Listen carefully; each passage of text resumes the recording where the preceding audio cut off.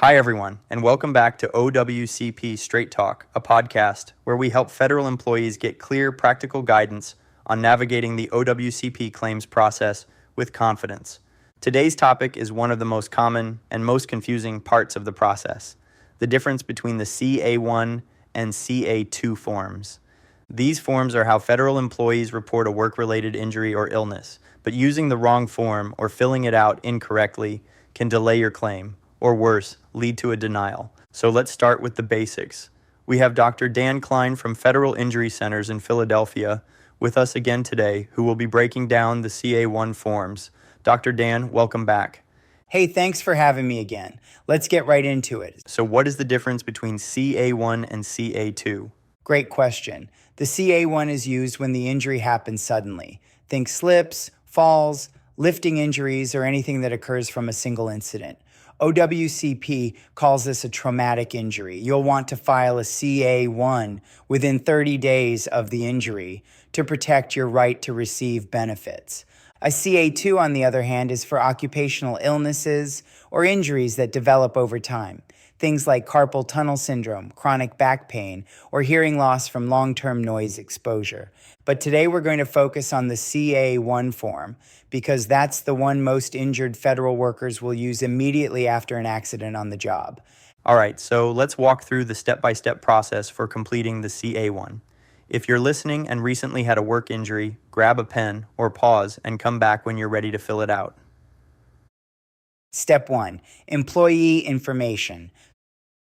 Start with your basic information. This includes your name, home address, date of birth, and social security number. Be sure everything is accurate. No typos here. Step 2. Job information. Next, enter your agency name and address, your position title, and the date you began federal employment. If you're not sure of the exact start date, check your personnel records or ask HR. Got it. Step 3. Injury details. This is where you describe what happened. Be specific. For example, say, slipped on wet floor in mailroom while carrying packages, landed on left side. Include the date and time of the injury and the exact location it happened. If there were any witnesses, list their names here too. Witness statements can be really helpful during the claims review process. Step 4. Medical care. Indicate whether you received medical care and if so, where. If you've already been treated at a clinic or emergency room, include that information. Now the last is step 5, signature and submission. Sign and date the form. Then give it to your supervisor as soon as possible. They'll complete their portion and forward it to your agency's injury compensation specialist. And remember, submit your CA-1 within 30 days of the injury to preserve your eligibility for continuation of pay, COP, which provides up to 45 days of pay while OWCP reviews your claim. Great. Are there any other suggestions or tips you have for the listeners? Thank you for asking that. I have one pro tip, the most important being keep copies of everything. Make a copy of the completed CA-1 for your own records. If you can, scan it and save it digitally too. Documentation is your best friend in this process. That is great advice, Doc. So what it sounds like is that the CA-1 may look intimidating at first, but it's your first and most important step in the OWCP process after a workplace injury. Yes.